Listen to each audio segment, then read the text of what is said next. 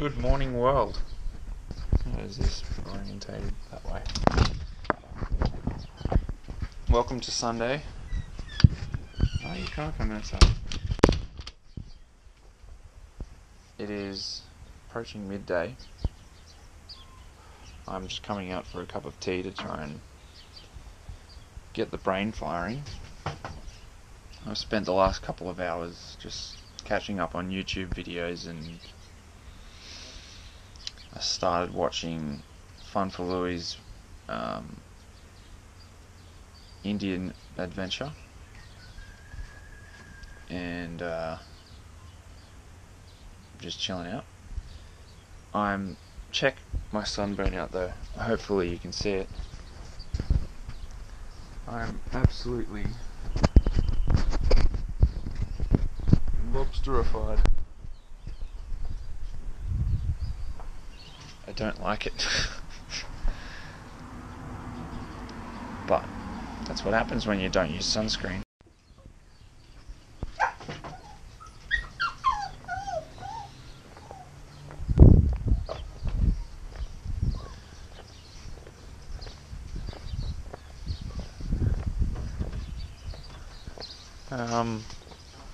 Are you going down to, or are you going out again, or are you staying here now? Staying the bed open house supposed to be.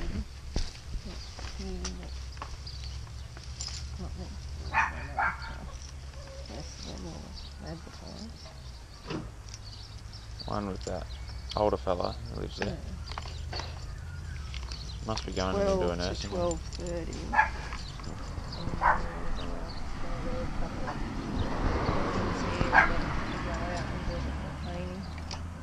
Because I need a lift. Oh, well, I was just about to walk down, but I was wondering if I could get a lift down in my car.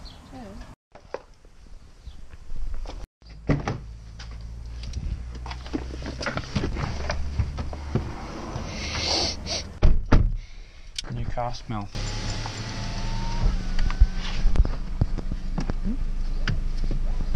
Oh, this is pretty nice.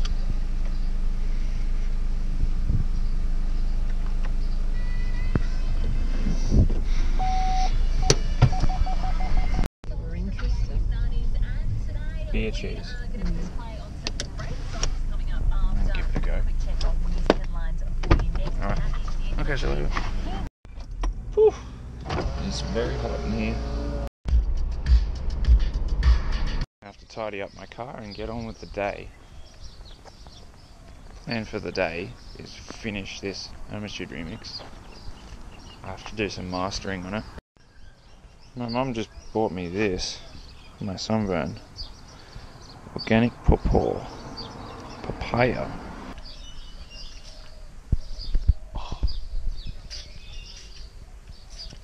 Oh my god.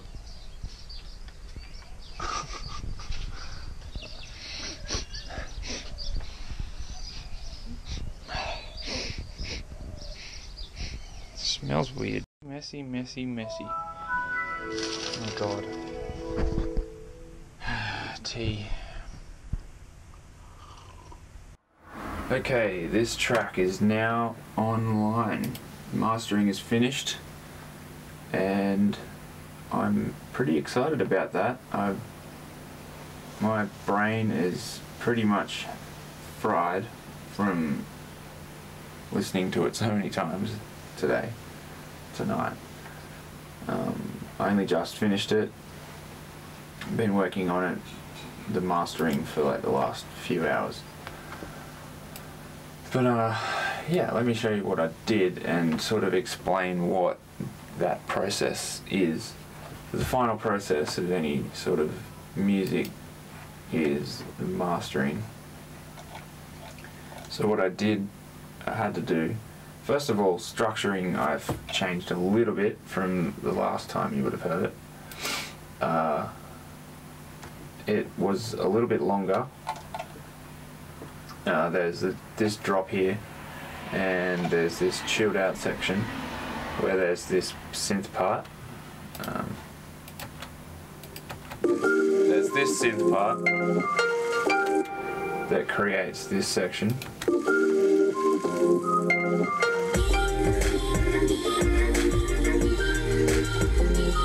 And I added the acapella, another sample as well, over the top. I didn't have that there before, but I added this sample over it, and and this one.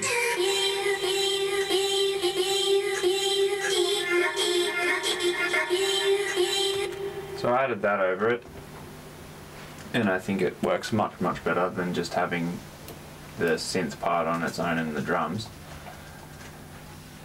And I made the first drop a little bit shorter so that the whole song ends up being about 4 minutes, whereas before, I think you saw it, it was probably about 5.5 minutes. But then the mastering process is basically just making it all fit together and sound right. Like, you can't really tell a lot of what I'm talking about from this video. I've got to figure out some way to record the screen. It shouldn't be that hard, but you go through every single track and EQ them. So that's using one of these, basically. So we'll use this as an example.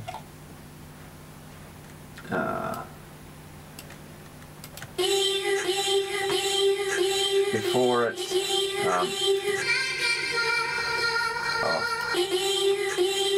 that, for example, that's what it sounds like after I EQ'd it, but before it. Okay, that's a subtle one. I'll pick a more appropriate one.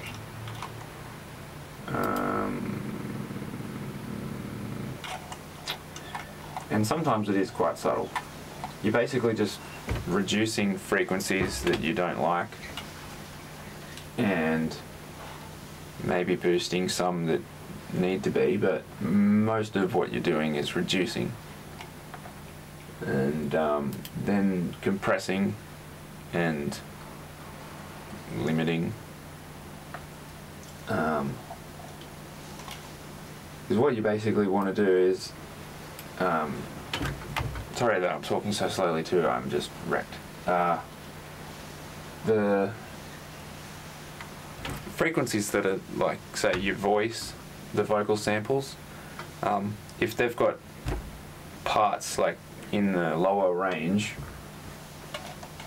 then that will conflict with, say, the bass or whatever. So you basically want to make sure that every single sound is coming out on its own and you can hear it all. It's all cohesive and it doesn't sound muddy. That's what the EQing does. Most people are probably only familiar with like EQing a whole track, and I did do that on the master bus as well, but most of it is just taking every single thing and making it all sound right. So like this break, solid.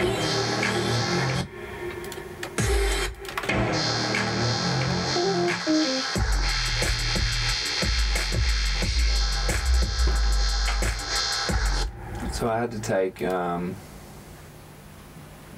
sub bass, or the drums.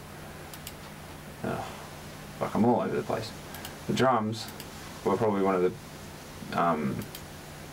biggest things to have come out, because it's quite rhythmic and percussive in that part. And I used a lot of side chaining to remove other noises. I don't really know how much depth to go into with that, but basically what you do, or what I could do, is make the sound of the kick drum. So every time that the kick drum, that's the other thing, but every time this kick fires. And it's not very loud because I want the original kick to come through, but I created this anyway, just to sort of supplement it.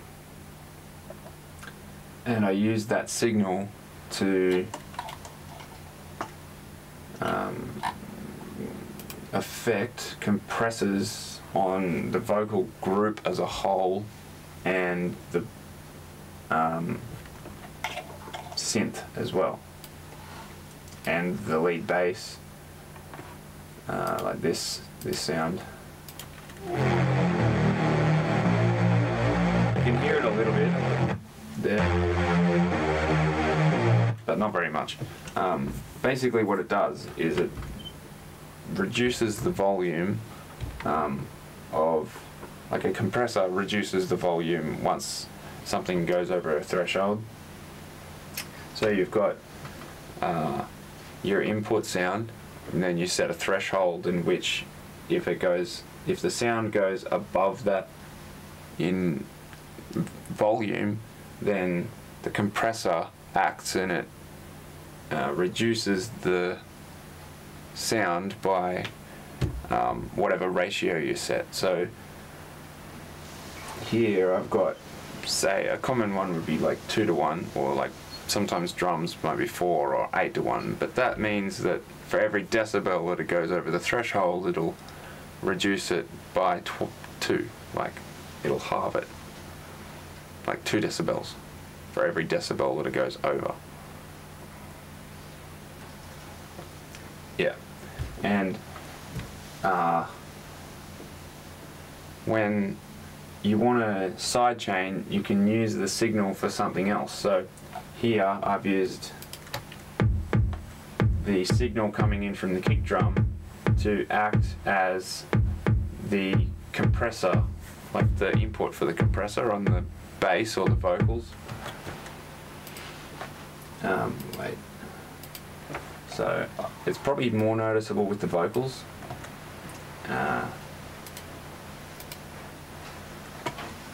Here we go. So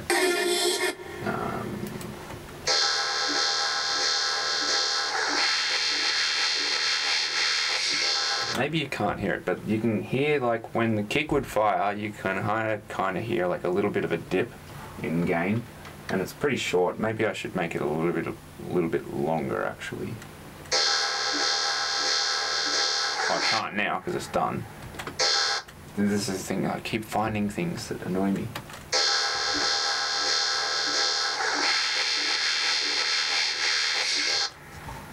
And basically that just has the effect of allowing the kick, or whatever sound you want to do, because you can do it with anything, to be noticed. And then you go through every single track and EQ it and make sure that all the frequencies are right, and make sure that, you know, I'll do other videos on that, but it's a pretty lengthy process when you've got that many things to go through. It's a lot more time consuming than what you'd probably think. And I'm really nitpicky, so I did 6. By the time I'd come up with a structure that I'd liked, that was like the 5th version of the song. And then once I'd done that, I started mastering it, and I did 6 different masters. So, yeah, took a while. But it's done now, and I'm really happy with it.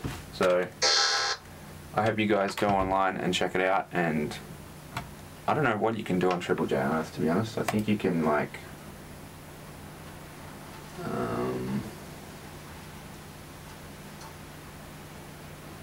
I don't know, do whatever you can, share it, like it, whatever.